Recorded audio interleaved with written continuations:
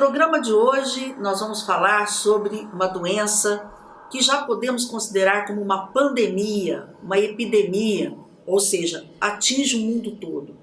Hoje no mundo, 500 milhões de pessoas sofrem dessa doença.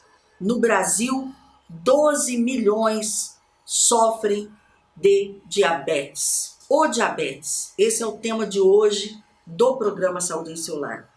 Importantíssima, uma doença gravíssima que lesa todos os órgãos do nosso corpo, rim, os olhos, provoca infarto, AVC, que é o derrame, a questão do pé diabético, que é um problema seríssimo, as polineuropatias diabéticas. E por que será que essa doença atinge todos os órgãos? Qual é o mecanismo de ação? Por que o excesso de glicose ou de açúcar no nosso sangue provoca toda essa destruição em nosso organismo? E é importante dizer para vocês que em torno de 50% das pessoas que são diabéticas não sabem que são diabéticas, porque não tem nenhum sinal, nenhum sintoma. Quando começam a apresentar algum sintoma, como por exemplo, urinar muito, comer muito, emagrecer, já está numa fase adiantada da doença. Já se perdeu a janela de oportunidade, já se lesou muitas artérias, não só as grandes artérias, mas também as arteríolas, as pequenas artérias. É um assunto muito importante.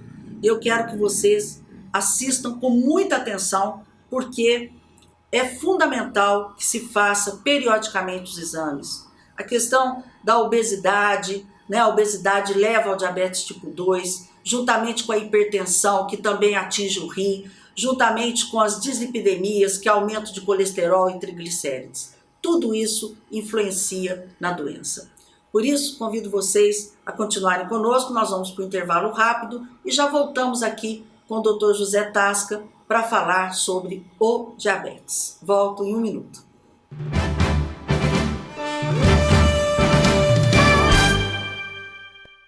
Estamos aqui de volta, com meu parceiro, meu amigo, grande Dr. José Tasca, esse médico aí tão importante, foi tão importante e para a medicina aqui em Poços de Caldas, não só Poços como a região. Eu sempre digo isso porque é verdade, o Tasca, ele é cardiologista, endocrinologista, clínico geral, intensivista, que cuida aí nas nossas UTIs aqui de Poços, da Santa Casa, do Hospital Santa Lúcia, e sempre vem aqui conversar conosco. E hoje o tema, nós falamos com ele sobre sepsis, vocês assistiram, e agora vocês vão ouvir e saber tudo sobre diabetes mellitus. Tasca, mais uma vez, obrigado. Agora virou sócio, não tem problema não, tá? Muito obrigada aí pela sua disponibilidade. O Tasca é um dos médicos assim, que vem com muito prazer aqui no programa. Obrigado, viu, Tasca? Eu acho interessante essa passagem de informação, porque é uma forma do leigo se conscientizar dos problemas e se tratar, se com cuidar. Certeza. E o diabetes hoje é uma doença endêmica, epidêmica, no mundo. Nós estamos falando em torno de 500 milhões de diabéticos no mundo, com uma perspectiva em 2030 chegar a 650 milhões. 500 milhões. 500 milhões. Isso nós estamos falando tanto da diabetes tipo 1 quanto tipo 2. Do diabetes mellitus. O que cresce mais mesmo é o tipo de diabetes tipo 2. O Brasil, na última estatística que eles emitiram, está em torno de 12 milhões de diabéticos tipo 1 e 2, só que 90% é do tipo 2. Tá. Como o diabetes tipo 2 está relacionado estritamente com o estilo de vida, com obesidade, com sedentarismo, com a hiperalimentação, é uma doença que está tomando conta porque ela acarreta e ela traz outras doenças com ela, Então é um assunto muito interessante, muito complicado, muito extenso. Nós sabemos hoje que o diabetes tipo 2, que nós vamos tratar aqui, ele tem uma estreita correlação com hipertensão e com doenças cardiovasculares. Tanto que os estudos mostram que os pacientes diabéticos têm uma incidência altíssima de doença cardiovascular e morrem por doença cardiovascular, em torno de 70%. Mais 15% de doenças cardíacas, 70%, 65%. Vasculares, vai os derrames, né? Mais 15%. Quer dizer, a maior causa de morte hoje são as doenças cardiovasculares. Sim, e a diabetes, ela sempre está ali, ou diabetes, né? Sempre está ali. E ela está ali como uma sombra na população, né? Tá. Ô Tasca, vamos começar aí ouvindo a pergunta dos nossos telespectadores? Vamos. Eu falei com você que viria aqui hoje. Vamos à pergunta do Brasil. Roda para mim, por favor. A pergunta que eu quero fazer, o que é diabetes seria? A expressão do diabetes, ela é um aumento do açúcar no sangue. Que aumento? Veja, porque nós consideramos normal hoje de 70 a 99, 60 a 99. Então, o que passar de 100, você já tem uma alteração no metabolismo do açúcar, que a gente chama pré-diabetes, se essa alteração não passar de 126 em jejum. Então, o diabetes é uma alteração, uma série de alterações que ocorrem no organismo, capitaneado pelo aumento do açúcar no sangue. Faz o diagnóstico fazendo uma glicemia de jejum e que ela deve ser acima de 126. Ô Tasca, no diabetes, o pâncreas, no caso do diabetes tipo 2, o que acontece? Porque o pâncreas que tem as células beta, né? Isso. Que produz a insulina, que é esse hormônio que quebra a glicose, vamos dizer assim. No diabetes, só para as pessoas saberem a diferença, o que é o diabetes tipo 1 e o tipo 2 em relação a... É tipo patogenia, quer dizer, é o mecanismo. Posso contar a historinha? Pode, claro. Quando eu fiz minha residência de endócrino, que já se faz algumas décadas, a gente considerava que era um defeito na produção de insulina pelas células beta. Certo. Depois, com o evoluir de conhecimento, nós descobrimos que tem uma outra célula, que chama alfa, que produz um hormônio que aumenta o açúcar. A insulina baixa o açúcar. A beta produz a insulina que baixa e a alfa aumenta. E o glucagon aumenta, né? Tá. E isso, eles trabalham juntos, veja. Eles trabalham juntos por quê? Porque o cérebro precisa eminentemente de glicose para funcionar. Então, quando você dorme à noite, seu organismo está funcionando e teu cérebro está funcionando. Mais lento, mas está. Não pode haver só liberação de insulina porque baixa o açúcar. Então tem que haver um equilíbrio entre as duas células produtoras, uma de insulina e outra de glucagon. Então veio o conceito. Mais tarde se descobriu que no intestino se produzia uma substância que ia lá no pâncreas, quando você comia, estimulava a produção de insulina. Então passou a ter um componente intestinal na explicação do diabetes. Mais tarde ainda se descobriu que nessa fase, um pouco antes, se descobriu que as células gordurosas, pelo aumento de peso, pelo acúmulo de gordura, elas ficavam resistentes à ação da insulina. Então fazia com que o pâncreas produzia cada vez mais insulina. Então teve a fase só das células pancreáticas, depois glucagon, depois as células gordurosas, depois as células intestinais, e agora nós estamos na teoria que o rim. Rim também. O rim também. Já tem os conhecimentos já que estão sendo passados, que o cérebro também tem uma participação nisso aí. Cérebro? Cérebro. Nossa. Então as coisas estão ficando complicadas. Muito complicadas. Se aprendeu muito com esses anos, com as investigações. Se descobriu está se descobrindo o papel de cada componente no trato da glicose. Né? Tá, mas a tipo 1... Que é tipo 1 é um defeito genético. Você nasce com produzindo substâncias do seu sistema imunológico que destrói as células produtoras de insulina. Você tem que o diagnóstico é rápido, você tem que entrar com insulina, apesar que os conhecimentos hoje mostram também as pessoas que mexem com diabetes em criança, tem que fazer uma série de testes, porque muitas vezes pode ser algum tipo, são vários tipos de diabetes, que você possa tratar com comprimidos. Tá. Não insulina. Agora, Mas, o tipo 2, o tipo 2 que é mais o nosso o assunto diabetes hoje. do adulto relacionado com o peso e com a incapacidade das células produzirem insulina durante a vida. Entendeu? O grande problema... Mas o que faz com que as células que eram, vamos dizer, normais, tudo bem, Tá. passem a ficar deficitárias, deficientes para a produção da insulina? Então veja, você tem um organismo que foi feito para produzir insulina para um indivíduo que deve ter uma atividade física, deve trabalhar, isso é a nossa história. Sim. Deve andar muito e comer pouco. Essa foi a história da humanidade. Hoje nós estamos com aquele mesmo padrão, certo? De produção de insulina, e o cara dobrou, o indivíduo dobrou o tamanho de gordura. Então nós sabemos hoje que nós no Brasil estamos tendo uma epidemia maior de diabetes que o primeiro mundo, porque nós saímos de uma fase que tinha pouca alimentação para os nossos pais, avós, que lidavam com dificuldade, que tinha um padrão de produção de insulina, e agora nós sobrecarregamos o organismo com um padrão diferente.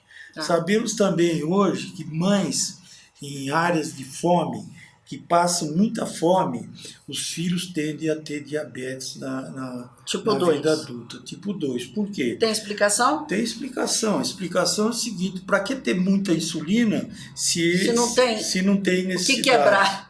Só que depois eles vão tendo acesso, ganham peso e não são capazes de controlar. Então existe uma série de explicações para o que está acontecendo no mundo.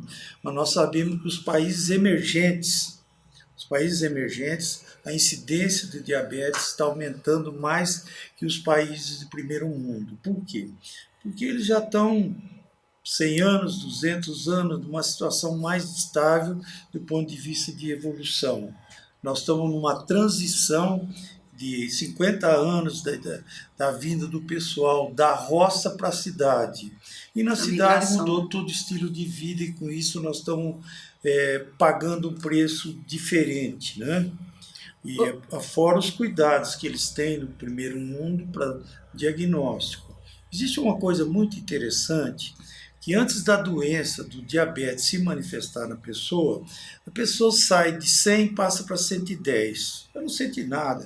120, 130, eu não senti nada. 140, 150, 160, 170. E ela pode ficar anos ali sem estar dificultando. Ela não vai perder peso, ela não vai urinar muito, ela vai ter algumas alterações a longo prazo. Então, quando se faz o diagnóstico de diabetes tipo 2, você não sabe se você está tratando de uma doença que começou essa semana, ou há 5 anos atrás, ou há 7 anos atrás. E isso é grave. Grave. Porque grave. O açúcar, né?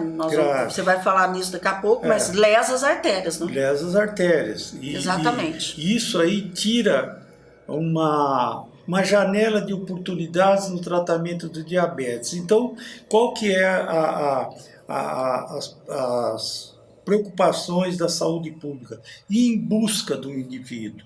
Fazer a busca ativa, porque 50% das pessoas que são diabéticas não sabem que são. Isso é muito importante que o Dr. Tasca está falando. Pode ser até 10 anos esse lapso de tempo entre ela ficar e estar diabética. E nós sabemos hoje que um diabetes bem tratado desde o início da vida, muito bem tratado, ele ganha um legado, nós chamamos de legado metabólico. As células, ela aprende aquilo lá, elas se preparam, e mesmo quando o controle não é muito rígido, elas mantêm nos próximos 5 anos uma capacidade de não ter transformações. Ô Tasca, indo nessa linha de raciocínio, é muito importante isso que você falou, por isso o diagnóstico sempre precoce e tudo. Aí tem uma pergunta do Wilton, Loyola, ele faz uma pergunta para você. Roda para mim, por favor. Dr. Tasca, qual o sinal de alerta para o diabetes? O sinal tem quando ela já se instalou, né? Você está com glicemias, ou a glicose no sangue acima de 200, você passa 250, 300, você passa a urinar muito, tomar muita água, fazer muito xixi e perder peso, porque não tem insulina para jogar o açúcar para dentro da célula. Então é como se você não comesse, tivesse jejum. A fome é intensa, o emagrecimento, e com isso vem as outras alterações, a visão piora, a cãibra. Mas isso já num segundo momento? Vamos dizer assim, no primeiro momento seria urinar muito, comer muito e perder peso. Peso, né? Isso. E por que urina muito, Tasca? Porque o açúcar tem um poder de diurético. Ele carrega a água, pelo poder osmótico aí urina que ele muito. tem. Quer dizer, a pessoa está comendo e está emagrecendo. E como não aproveita a alimentação, chega a urinar meio quilo de açúcar por dia, mais, dependendo do nível de glicemia. Ele começa a tirar a substância para manter o organismo dos músculos. Então, a pessoa vai perdendo musculatura, vai ficando fraca, vai tendo incapacidade para o trabalho, muita cãibra, né? Isso é uma situação que, dependendo do indivíduo, ele chega até 1.200, 2.000 miligramas de açúcar. A gente está acostumado a 200, 300, 400. Mas eu, quando residente, há muitos anos atrás, um dia chegou um senhor, meia idade, né? Porque naquela época meia idade, né? Não era idoso ainda, com uma garrafinha de uma bebida muito adocicada. Sim. E ele não sabia como é que ele chamava, ele não sabia onde ele morava, tudo. Quando nós fomos fazer o exame dele, estava com 1.200 miligramas no sangue. Aí começa a fazer uma confusão mental. Aí você tem um outro tipo que é diferente do coma diabético em geral, que chama coma hiperosmolar, porque ele tem insulina não tem insulina para metabolizar o açúcar, mas ele tem para segurar a gordura quieta. Né? Entendi. Gente, diabetes é uma situação terrível, terrível. Olha, você está dando uma verdadeira aula aqui, né, de diabetes. Tem algumas perguntas mais para a gente fazer, inclusive de telespectadores e telespectadoras. Quero agradecer pela participação de todos no programa Saúde em Seu Lar. Né? Nós fazemos esse programa, tanto eu quanto meus colegas que vêm com tanta boa vontade para realmente passar informações como essas aqui que o Dr. Tasca está passando. Nós não vamos falar muito não, porque temos muito que conversar sobre diabetes ainda. Peço a vocês um minutinho só que nós já voltaremos.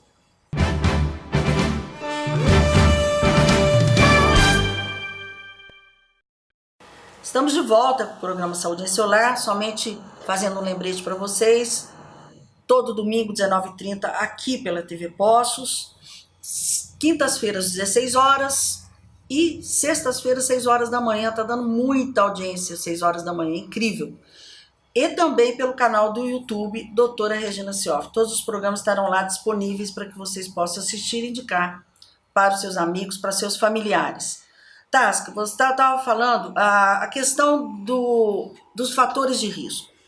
E aí eu queria que também você já falasse um pouquinho sobre essa preocupação que nós estamos tendo, principalmente nós pediatras, de o número de crianças obesas está aumentando, crianças e adolescentes. De 9 a 12 anos nós já temos 33,3% de crianças obesas. E a questão do diabetes tipo 2 nessas crianças e adolescentes. Isso aí é grave demais, logo novinho. Na realidade, a gente a gente teria que reverter o estilo de vida. Veja, está mostrado hoje que você pode até reverter o diabetes, desde que você mude o estilo de vida, emagreça, faça atividade física, feito, e você vai... muita atividade física. Agora, hoje a história está mostrando, porque é uma história, os Estados Unidos tem 50% de obesos, a Escandinávia é mais ainda. Quer dizer, você não está ganhando essa guerra, não está ganhando. Né? Mas é que as pessoas não mudam o estilo de vida, tá? Ficam em zona de conforto. Pois é, porque o ser humano é como qualquer mamífero, ele procura o conforto. Sim. Ele procura melhorar a vida para ter um pouco de conforto. Né? Ninguém está afim de trabalhar de sol a sol e como nossos ancestrais fizeram, porque para eles era sobrevivência, para nós a gente tem um outro tipo. Mas, enfim, é uma conscientização. Eu acho que a ideia que a gente tem é que nós trabalhamos assim pontual com o paciente.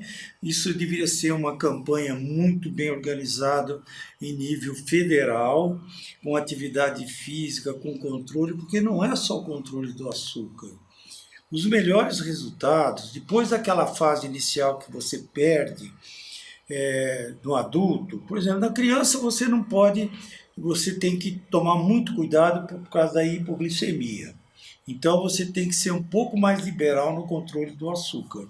No idoso você não pode, porque a hipoglicemia aumenta em 4 vezes a mortalidade dos pacientes. Então, o que a gente faz? A gente trabalha com uma faixa média que a gente procura desde o início conscientizar. Mas essa conscientização ela é muito demorada, é muito difícil. Mesmo entre os colegas, é muito difícil que eles tenham os conhecimentos necessários como clínico, como médico de família, para que eles possam passar essas informações. Uhum. Então, isso deveria servir em campanhas. Ser mais intensas campanhas para diagnóstico. Eu não acho que são tão intensas as campanhas para diagnóstico. Não, deveria ser mais, uma busca ativa mesmo. Porque nós temos hoje de 30% a 50% da população que não sabe que são diabéticos. Eles vão perder uma janela de oportunidade imensa. Então, aqueles que não sentem nada, e por não sentir nada, eles acham que não estão doentes. Tá. E quanto às lesões dos pequenos vasos e das grandes artérias, está se fazendo ao longo dos anos. Em qualquer época de tratamento que o indivíduo começar a tratar, ele vai ter benefício. Mas quanto mais cedo, melhores os benefícios. Tasca, em relação ao sexo, né, a idade a gente está vendo que infelizmente já está atingindo nossos adolescentes, eu tenho pego alguns casos, eu tenho certeza que meus outros colegas, tenho certeza que te encaminham e tudo mais. Em relação a sexo, mulher e homem, tem mais tendência a ter o diabetes tipo 2? Nas mesmas condições de vida, vamos dizer assim? Pois o que a gente observa é que as mulheres estão ganhando essa luta, né? Porque elas chegam na menopausa, elas se tornam... A mulher, quando perde a proteção estrogênica, ela começa a ganhar peso e se portar como se fosse um organismo de homem, né? A testosterona continua, então ela perde cabelo, ela cria uns bigodinhos, entendeu? Ela cria uma barriguinha, que é a obesidade visceral. E esse é o grande fator das doenças cardiovasculares, da resistência insulínica, que é um fator desencadeante do diabetes. Eu acredito, veja, que o homem, até então, ele está num batente. Uhum. Se ele não ganhar peso, se ele não ganhar muito peso, fica por conta da história da falência das células beta. Mas à medida que ganha peso, o risco é muito grande. 90% dos adultos diabéticos são obesos. Então, a mulher está ganhando. Até tem um ponto, né, Tasca, que, por exemplo, quando faz a cirurgia bariátrica, alguém tem, ele passa a ter... Reduz, né? Tanto é verdade que quando uma pessoa faz a cirurgia, né, de redução, né, do estômago, redução gástrica, a cirurgia bariátrica, também controla essa questão do diabetes. E o alimento chega mais rápido na porção do intestino, a teoria intestinal, que desencadeia a produção de substâncias que vão lá no pâncreas e estimulam a célula pancreática. A questão do organismo é maravilhosa, né? Tasca, tem uma pergunta aqui interessante da Rosimeire. Roda para mim, por favor. Doutor Tasca, uma dúvida. A respeito da doença diabetes, o emocional agrava a probabilidade da doença? Não, você tendo a propensão, o estresse desencadeia. Agora, o estresse, o indivíduo em estado de estresse, ele produz uma quantidade de cortisona maior. A cortisona no organismo, ela dá fome e ela redistribui a gordura, e o indivíduo engorda com mais facilidade. Entra num ciclo vicioso. Ele engorda, demora mais para ele ter a ação da insulina é mais difícil. E tem um hiperinsulinismo, aumenta a quantidade de insulina no sangue. Aí ele tem mais fome. E é um ciclo vicioso que vai levando o indivíduo para esse estado de coisa que nós temos. Então é interessante. Por isso que as pessoas falam que tem uma ansiedade por comer. Estresse, tem algumas pessoas a pessoa que tem transtorno de ansiedade fica comendo muito. Ela calma comendo. Mas não que libera endorfinas. Não, ele libera cortisona mesmo, hormônio de crescimento, os hormônios hiperglicemiantes.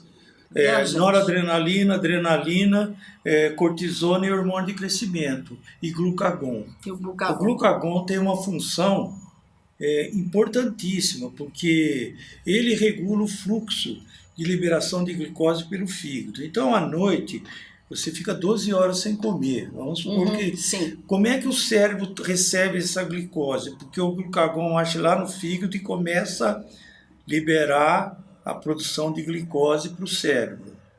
Entendeu? Então, é um hormônio que anda aqui para e passo. Quando diminui as células produtoras de insulina, as células de produtoras de glucagon aumentam. Tanto que hoje, um dos conhecimentos recentes, que lá no pâncreas, em diabetes tipo adulto, 30% das células produtoras de insulina, elas morreram. 30% estão hibernadas e 30% transformaram em célula produtora de glucagon. Quando você dá as medicações corretas, existe a possibilidade de reverter. Essas são coisas novas.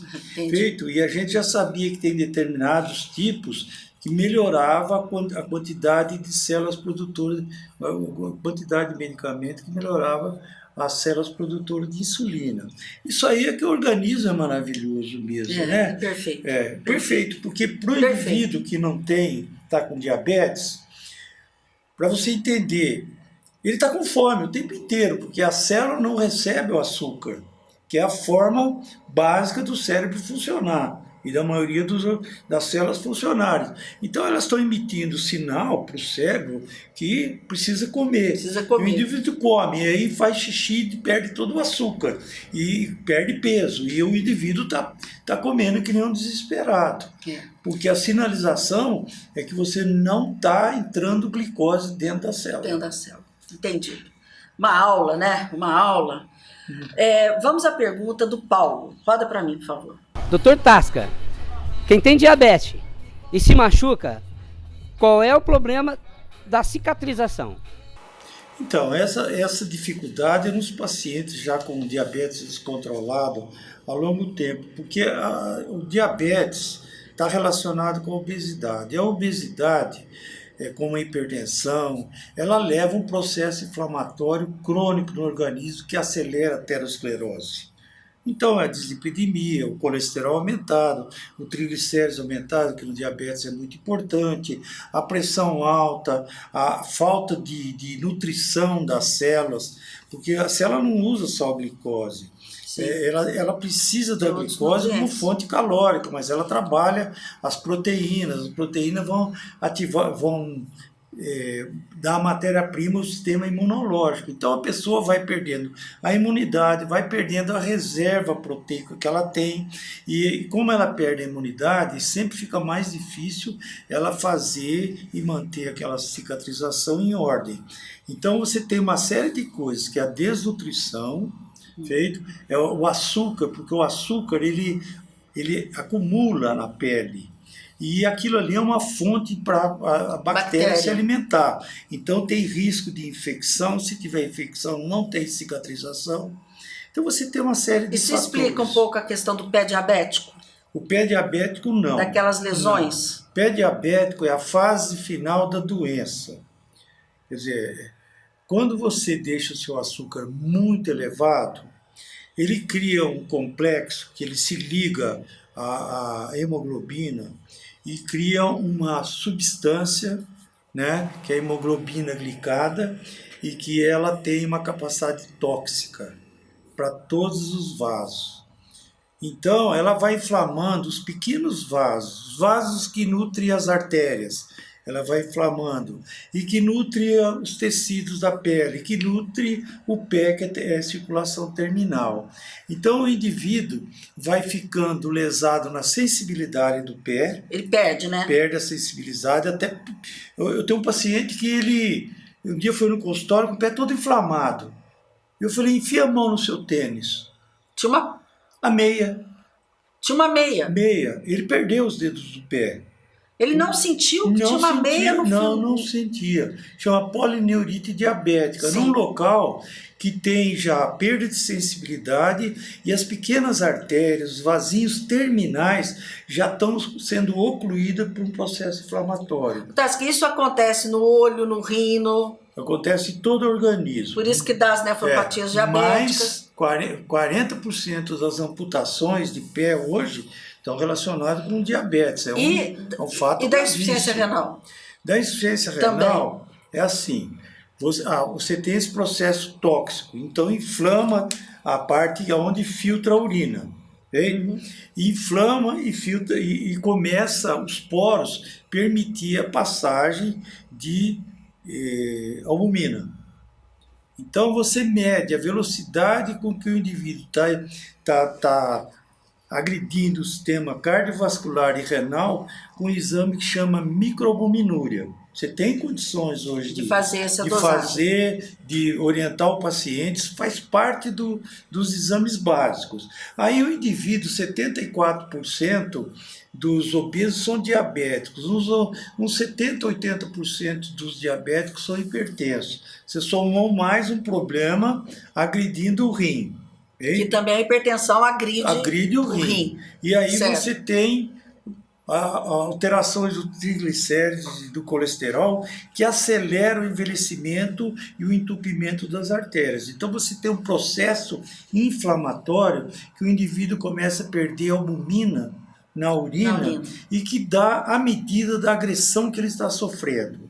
E você consegue quantificar quanto ele vai ter que fazer hemodiálise.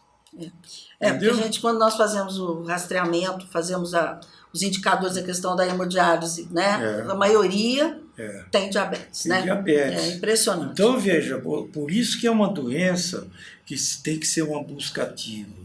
Porque a forma de tratar inicial, que vai dar vida longa para as pessoas e uma qualidade de vida, né? Então, hoje, por exemplo, tem duas abordagens. Se o indivíduo está em diabetes recente, você tem uma abordagem mais rígida com o indivíduo. Se você pega um indivíduo que está há 15 anos, o controle de 130, 140 da glicemia de jejum não vai modificar a evolução dele.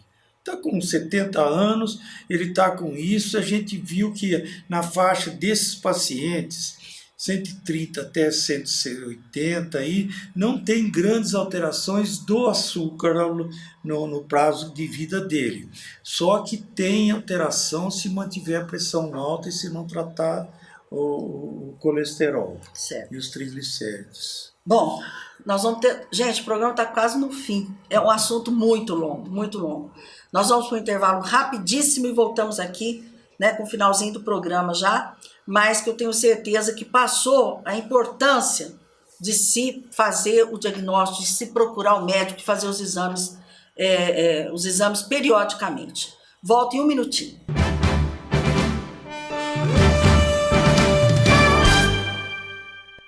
Estamos aqui de volta com o programa Saúde em Celular, no finalzinho do programa, uma série ainda de perguntas, né, para o Dr. Tasca. Vamos rodar aí, por favor, a pergunta do Sebastião. Roda para mim, por favor. Doutor Tasca, será que comer muito doce é o sinal de diabetes? Comer doce, desde que o indivíduo possa, seja magro e faça muita atividade física, eu não vejo inconveniente. Aliás, o inconveniente é quando nós comemos doce e tornamos obesos. Né? Esse é o problema. É o problema. Aí que pode levar ao diabetes. Mas se você, por exemplo, corre 10 km por dia, qual que é o problema de você comer doce? O ideal é que você comesse tipo macarrão, tivesse um carboidrato diferente do doce.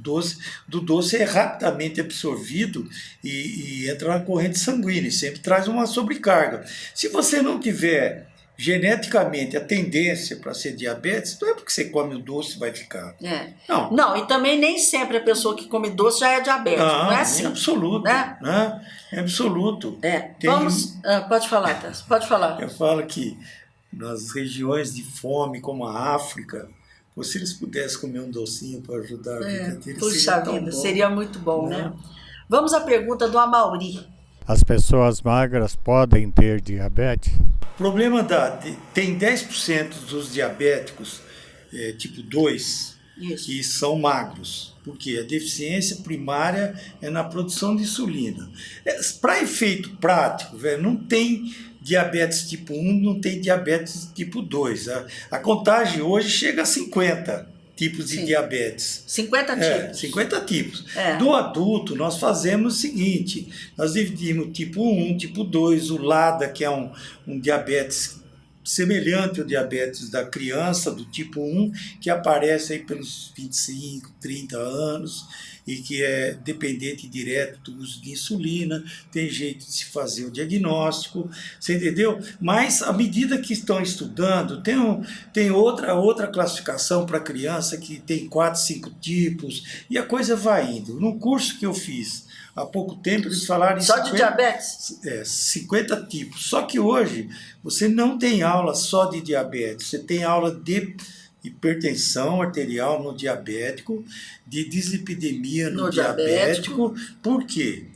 E você hoje equaciona o tratamento de acordo com a possibilidade do paciente, de acordo com o padrão de resposta que ele vai ter para cada indivíduo é cada indivíduo. Exatamente, isso aí. O que deixa mais a gente triste é que a disposição dos pacientes na saúde pública é muito pouco recurso em função das dificuldades do país. Mas existe hoje uma forma diferente existe uma gama de tratamento muito grande, né? Exatamente. Tasca, vamos à pergunta agora. Roda para mim a pergunta da Rosane, por favor. A minha mãe foi no médico e o médico disse para ela que ela controlar a alimentação, talvez ela não precisasse entrar com medicamento. Mas ela ficou preocupada e entrou com medicamento. Agora ela pode controlar a alimentação e parar com medicamento? Ou não vai mais funcionar sem medicamento? O açúcar dela sempre vai subir? Então, Rosana, o problema da sua mãe é o seguinte, a metformina é uma medicação que a gente já tem 40 anos de experiência, é uma medicação ótima, foi a primeira medicação que se mostrou que reduzia a mortalidade cardiovascular. Se ela tolerar a metformina, e ela for gordinha, é a droga ideal para começar. Custo baixo. Tem no sistema público. Tem no sistema público, a sua mãe vai ficar muito bem. Independente disso, a dieta vai depender do peso, se ela está perdendo peso, se ela não está, se ela tem que perder. Porque se ela não precisar perder peso, ela tem que fazer atividade física.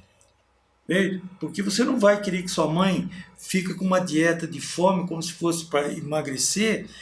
Não, ela precisa de atividade física. Aliás, uma das poucas coisas, uma única coisa que reduz o diabetes é a atividade física. Isso já está provado. Aliás, a atividade física é fantástico, né, Tasca? Então, diabetes, se a sua mãe for uma mulher disposta, você incentiva ela para fazer atividade física, incentiva para perder peso, dê a metformina para ela, se ela tolerar bem, não tiver inconveniente, e você procura com essas medidas controlar o diabetes. Sempre é bom que ela faça uma dietinha, que ela evite engordar. Veja, a dieta que a gente preconiza hoje não é para a pessoa passar uma fome danada. Isso se fazia quando a gente só tinha insulina e as pessoas estavam morrendo, não tinha nem insulina, e o regime era a única coisa que ajudava os pacientes a sair do diabetes. Na verdade, né, Rosane, tem que ver direitinho o caso da sua mãe, né, Tasca? Individualizar o tratamento.